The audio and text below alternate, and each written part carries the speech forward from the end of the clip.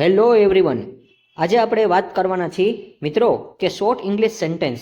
તો આજે આપણે કયા કયા સેન્ટેન્સ છે તો એ પ્રકારનું આજે આપણે ઇંગ્લિશ સેન્ટેન્સ પેટર્ન જે છે એનો પાર્ટ 1 છે.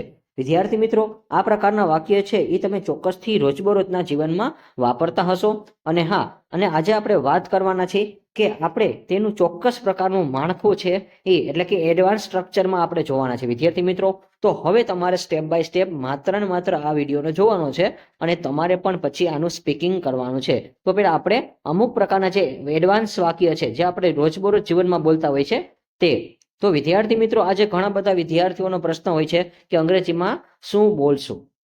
તો અંગ્રેજીમાં બોલવા માટે આપણે કયા સેન્ટેન્સની નીડ છે. તો એના માટે જો આપણે એક ઇંગ્લિશ લખેલું છે, what will you say in English.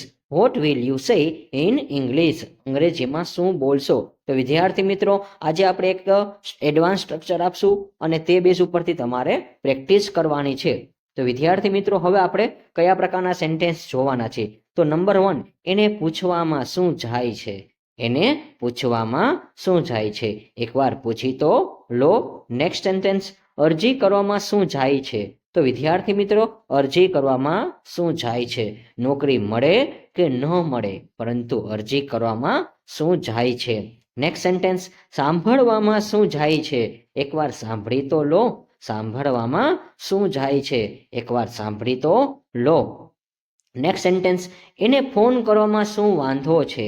એને ફોન કરવામાં શું વાંધો છે. એકવાર ફોન તો કરી લો.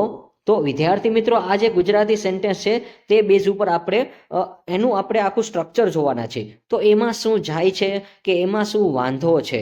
એમાં શું જાય છે અને એમાં શું વાંધો છે. તો એનું અહીંયા સ્ટ્રક્ચર છે વિદ્યાર્થી મિત્રો, vote is the harm in. Vote is the harm in. તો વોટ ઇઝ એટલે એમાં શું જાય છે. તો શું જાય છે એમાં આવશે ધ હાર્મ ઇન. વિદ્યાર્થી મિત્રો, જાય છે એમાં આવશે ધ હાર્મ ઇન એટલે નુકસાન શું જાય છે કા વાંધો શું છે એને કહેવાશે હાર્મ.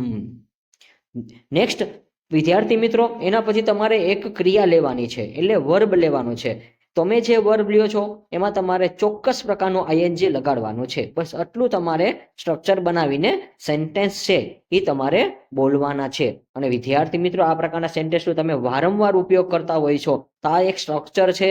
આ સ્ટ્રક્ચર બેઝ ઉપર તમે જો પ્રેક્ટિસ કરશો તો તમે પણ ઇઝી રીતે ઇંગ્લિશ છે એ તમે બોલી શકશો કે એમાં શું જાય છે અને એમાં શું વાંધો છે.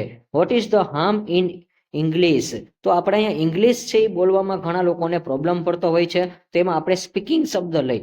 તો વિદ્યાર્થી મિત્રો, હવે જોઈ અને હવે આપણે ક્વેશ્ચન છે એ ફર્સ્ટ શરૂઆત કરીએ. આપણો આ ક્વેશ્ચન છે વિદ્યાર્થી મિત્રો, આ વિડીયો તમારે જોવાનો છે અને આરામથી તમે બેઠા બેઠા પણ ઇંગ્લિશ શીખી શકશો. તો પૂછવામાં શું જાય છે. તો વિદ્યાર્થી મિત્રો, આપણી જે ક્રિયા છે એ મેં હાઇલાઇટ કરી છે રેડ અક્ષરથી. પૂછવામાં શું જાય છે. એકવાર પૂછી તો લો. તો એને કહેવાશે vote is the harm in asking. Asking એટલે પૂછવું. વિદ્યાર્થી મિત્રો, આપણું જો સ્ટ્રક્ચર હતું અહીંયા ખાસ તમે નોટ ડાઉન કરજો કે what is the harm in પછી તમારે કોઈ ક્રિયા લેવાની છે અને ક્રિયામાં આઈએનજી લગાડવાનું છે. તો આ સેન્ટેન્સને તમારે 4 થી 5 વાર રીડિંગ કરવું વિદ્યાર્થી મિત્રો. 4 થી 5 વાર તમે બોલશો એટલે આરામથી આ સ્ટ્રક્ચર છે તમને આવડી જશે કે પૂછવામાં શું જાય છે. પૂછવામાં શું જાય છે એને ઇંગ્લિશમાં કહેવાશે vote is the harm in asking. Asking એટલે પૂછવું. વિદ્યાર્થી મિત્રો, હજી એકવાર અગેન ફરી પાછું બોલું છું કે what is the harm in asking. પૂછવામાં શું જાય છે. નેક્સ્ટ સેન્ટેન્સ, પ્રયત્ન કરવામાં શું જાય છે. પ્રયત્ન કરવામાં શું જાય છે. એકવાર પ્રયત્ન તો કરી લ્યો. તો વિદ્યાર્થી મિત્રો, આપણે જ્યારે કોઈ ફિલ્ડમાં આગળ વધવાના હોય ત્યારે પ્રયત્ન કરવો જરૂરી છે. તો પ્રયત્ન આપણા માટે ખૂબ જ અગત્યનું છે. તો પ્રયત્નને અહીંયા આપણે કહેવાશે ટ્રાય. ટ્રાયમાં તમારે આઈએનજી લગાડવાનું છે. Trying. Vote is the harm in trying. Vote is the harm in trying. Vote is the harm in trying. એકવાર પ્રયત્ન તો કરી જુઓ શું જાય છે. તો પ્રયત્ન કરવાનો છે વિદ્યાર્થી મિત્રો. Vote is the harm in trying. Next sentence, અરજી કરવામાં શું જાય છે. અરજી કરવામાં શું જાય છે. નોકરી મળે કે ન મળે, પરંતુ એકવાર તમારે અરજી કરવામાં શું જાય છે? What is the harm in applying? જો વિદ્યાર્થી મિત્રો અપ્લાય એટલે શું કરવાની છે? અરજી કરવાની છે. અહીંયા તમારે આઈએનજી લગાડવાનું છે. કોઈ પણ ક્રિયા તમે જે કરો છો એમાં તમારે આઈએનજી છે યુઝ કરવાનો છે કે what is the harm in applying? એકવાર અરજી તો કરો, અરજી કરવામાં શું જાય છે? નેક્સ્ટ સેન્ટેન્સ વિદ્યાર્થી મિત્રો, હા પાડવામાં શું જાય છે? હા પાડવામાં શું જાય છે? એકવાર હા તો પાડો. What is the harm in saying yes? What is the harm in saying yes? હા પાડવામાં શું જાય છે? What is the harm in say? તો વિદ્યાર્થી મિત્રો સેઈ એટલે અહીંયા કહેવું થશે, તો હા પાડવી આપણે એવો મિનિંગ લેશું અને ત્યાર પછી હા પાડવાને આપણે કહેશું યસ. નેક્સ્ટ સેન્ટેન્સ વિદ્યાર્થી મિત્રો, સાંભળવામાં શું જાય છે? એકવાર સાંભળી તો લો. What is the harm in listening? What is the harm in listening? Listen એટલે સાંભળવું વિદ્યાર્થી મિત્રો, તો લિસનમાં તમારે આઈએનજી લગાડવાનું છે. What is the harm in listening?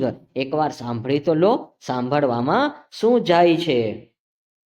Next sentence વિદ્યાર્થી મિત્રો, એને કહેવામાં શું વાંધો છે? એને કહેવામાં શું વાંધો છે?